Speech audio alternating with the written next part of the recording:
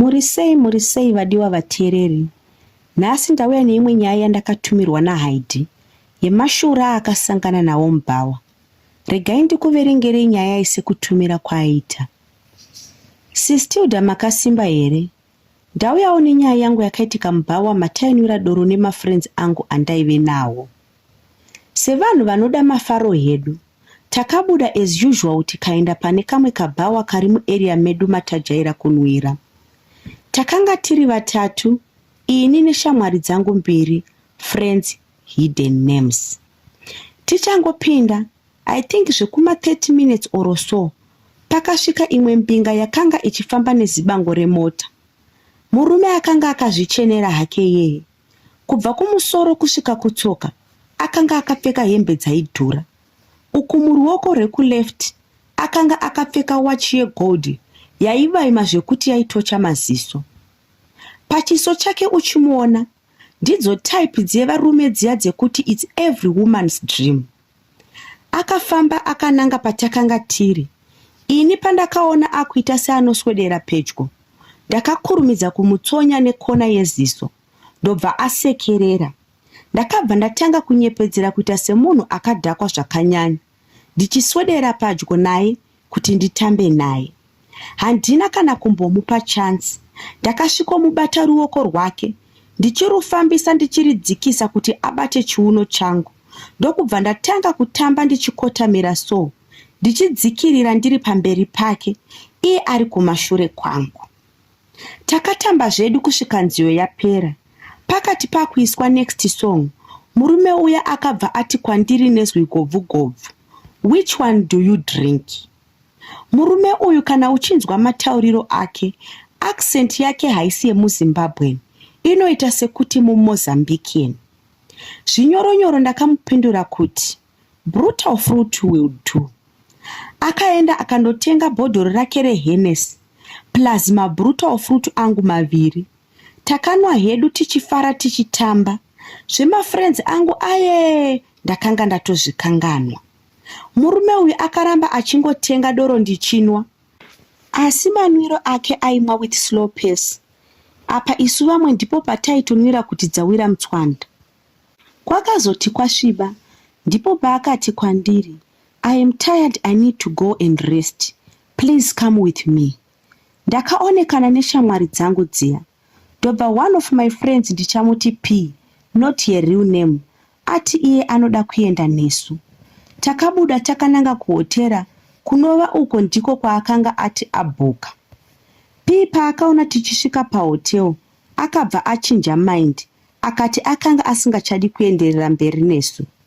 Asi ndakabva ndamunyengerera, tikapinda tese. Mbinga iya yakabva yafonera room service. Takaunzirwa variety of food. Tikadya hedu, tichifara tichitandara nekunwa pamwe chete nembinga yedu. Takati tapedza, akabva ati, girls, I have something for you, just to thank you for the company. Ndichinzwa izvi ndakabva ndasekerera ndichitarisa kuna P. Ndizvo zvedu kazvatajaira vasikana vanosleya nemaBrazilian. Ndakataura nechemumwoyo. Akabva aburitsa zibhanchi rema-US dollar. Ndichiona ndakabva ndarohwa nehana, nokuti muupenyu hwangu ndakanga ndisati ndamboona mari yakawanda kudai. Akabva ati iye, you will get reward according to the effort that you are going to put.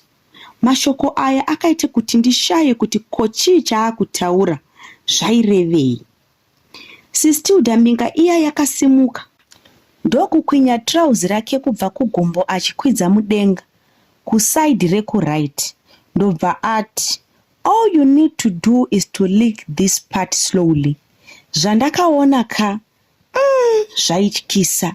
Murume uyu akanga aine zironda rairatidza kuti riri fresh. Akanongedza ini akati kwandiri, you first. Ndakatanga kudedera veduwe, ndichibvunda. Ronda iri wakanga usingaritarisi kaviri. Ndakabva ndati kwaari, I'm sorry, I can't. Akabva andibata ruoko rwangu zvine simba, ndokuti, do you think I wasted my money for nothing? You have been drinking and drinking. Do I look stupid to you? Come on, get to business. Ndakananira vedu wezvishoma nezvishoma, ndichibva ndananga paronda riya. Ndakatanga kurinanzva, moyo wangu uchibva wamira. Musi uyu ndakazvidemba. Waiti ukati nanzve okupukuta muromo nekajira kachena. Wonanzvazve okupukuta muromo nejira jena. Ndakashingirira kunanzva kusvika ndapedza. Ndipo paakadaidza friend yangu P, akati, "You, it's your turn." P akachema veduwe. Akazvidemba kuti akanga awirei neni. Dai azvisarira hake kubhawa, zvaive nani. Akaramba akamira. Murume uya akamutarisa neziso, ndokumupusha uko, achimuswededza padhuze neronda riya. Akagwadama pasi, zvishoma nezvishoma achizama kuti atange kunanzva. Murume uya akatanga kutaura neimwe language yakanga isinganzwisisiki. Hapana aiziva kuti zviri kurevei oro ari kumboti kudii. P akananzva ronda riya, ndokubva amira. Murume uya akamupusha zvakare, achimusundidzira padhuze neronda riya. Akarinanzva ndokupukutwa muromo sezvandakanga ndaitwa. Takazoti tapedza kunanzva ronda riya, tese takabva tapiwa mazimari, zvikanzi, "Well done girls, go and enjoy your money." Vedu tiri munzira ndakazvidemba. Moyo mangu ndakanga ndichitozviudza kuti uku ndiko kuzvicherera guva rangu ndega. Takafamba tikasvika kumba. Hatina kurara musi iwowo. Ini ndakasvikopinza zvigunwe mumuromo kuti zvichida ndingazama kurutsa, asi zvakaramba. Kubva zvaitika chiitiko ichi, ini nefriend yangu iya takungogara tichita manightmares. Kunzwanana chaiko pauviri hwedu hatichanzwanani. P anondiblema achiti ndini ndakakonzeresa kuti izvi zviitike. Zvisinewo ina haisi mhosva yangu, nokuti ndakanga ndisingazivi kuti ndizvo zvatichasangana nazvo mberi. Kana kuri kudya, appetite hapachina. Tangoperezeka veduwe. Imagine munhu akanga achipfeka size 34 kupindawo musize 30 here veduwe.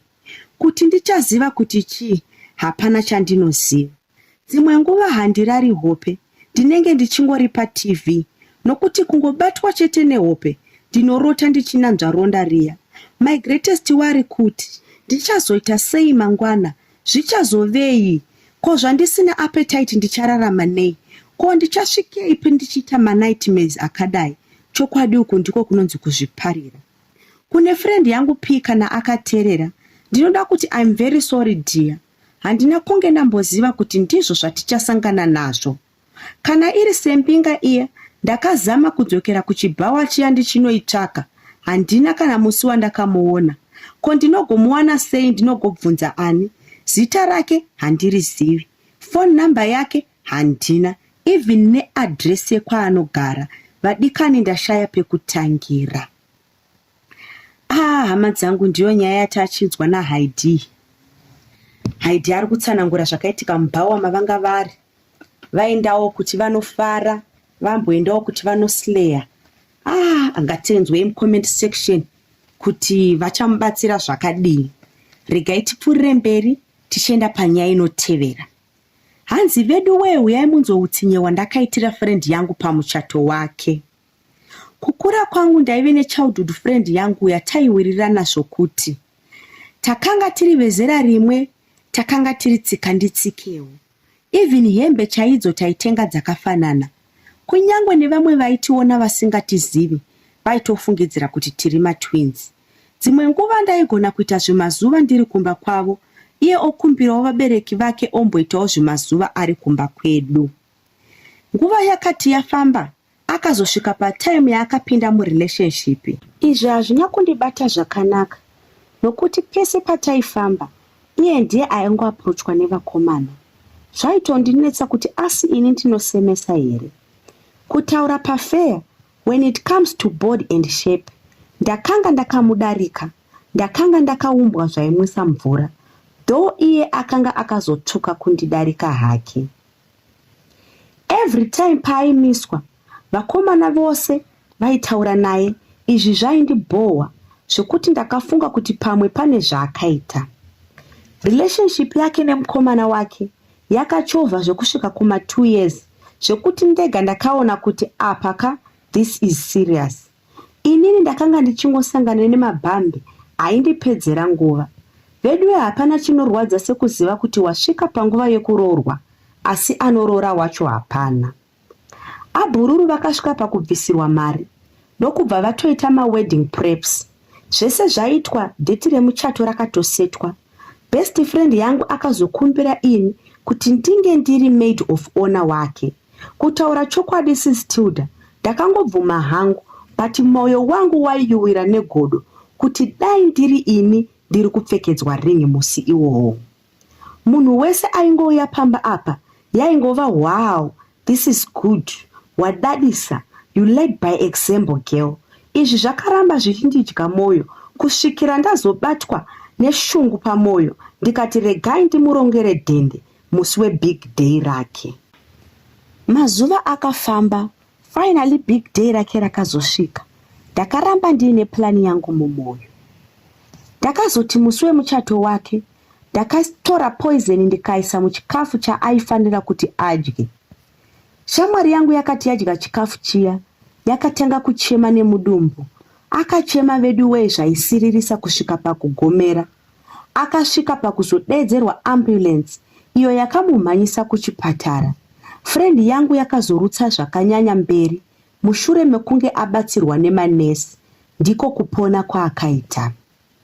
On that same night, tete vake vakandivinga kuhope vachipopota zvakandinetsa kuti ko hope idzi dziri kurevei uye vaipopotei. Following day ndakamuka ndikanoona friend yangu kuhospital. Apa guilt conscience yakanga yachindibata zvino. Kuti ndichimuudza kuti ndini ndakonzeresa, aiwa zvakaramba. Kana naiyeyo airatidza kunetsekana kuti ko zvakambofamba sei, zvekare who was after your life. Ndakatanga kumucomforta ndichiti kwaari, usanetsekane, food poison inouya nepakasiyana siyana. It might be bacterial or it might be infection. Haufi friend yangu, indiripo. Kutaura chokwadi ndakatanga kunzwa moyo wangu kurwadza nekuzvishora. Zvakare kuti ko chii changa chandibata. Why ndaita zvinhu zvakadai? Nekuda kwegodo chokwadi, friend yangu ingadai yatofa kaipapa. Ndakanzwa kuzvishora. Ndakaparadzana neshamwari yangu ndikadzokera kumba, iye akasara kuchipatara kwaaiva. Ndakati ndarara zvekare, I had the same dream. Tete vaya vachindivinga kuhope. This time around vakanga vasina kupfeka. Sis Tilda ndakarohwa nehana. Ndichiona tete vachiswedera padhuze neni vakavhura maziso. Vakatanga kupopota vachiti, why? Why uchida kundibhohwa iwe? Why uchida kuvhiringidza nyama yedu? Why? Vakadzokorora zvakare vachiti, why uchida kukanganisa usavi hwedu? Why? Vakabva vadisappear. Ndakaita zvekujamba pamubhedha wandakanga ndiri ndichivhunduka. Izvi zvakabva zvandiratidza pachena kuti tete vaya vakanga vachibata-bata. Hope idzi dzakatora mazuva dzichindinetsa. Shamwari yangu akazopora hake, akadischargewa kubva muchipatara. Then pakasetwa another date, muchato ukaendeka. This time around akachata zvakanaka, pasina zvakavhiringidza, veruzhinji vakafara. Asi pava newari yangu ndepekuti, tete vaive kundivinga kuhope, vanogara vachiuya kwandiri vachiti, ndiri kuziva zvawaida kuita pamuchato wemwana wehanzvadzi yangu. Kana uchida kuti ini newe tiwirirane, zvakare kana uchida kuti ndisamuudze zvawaida kuita, ndibire chipfeko cheshamwari yako chemukati uye nacho. Zvino Sis Tilda ini ndiri kutya, ko kana ndikauya nacho, ivo sezvo vakambotaura kuti vanoda kumugadzira asabata mwana, sezvo vana vavo vose hapana akaroorwa kana kuchata. Ko, chimwezve chakundinetsa ndechokuti vakaziva sei kuti I attempted to kill my friend. Saka ini handichazivawo kuti ndodii. Ndoba here chipfeko chemukati cheshamwari yangu. Oro ndirege hangu tete vandifumure kune shamwari yangu kuti ndakazama kumuuraya. Asi nekutaura chokwadi, ndakatsidza kuti handichadi hangu kumuitira utsinya. Ndo imwe yeconfession yatakatumirwa naHaidhi. Zviri kuitika paushamwari munyika umu zvakaoma. Regai tisire nyaya yese kucomment section.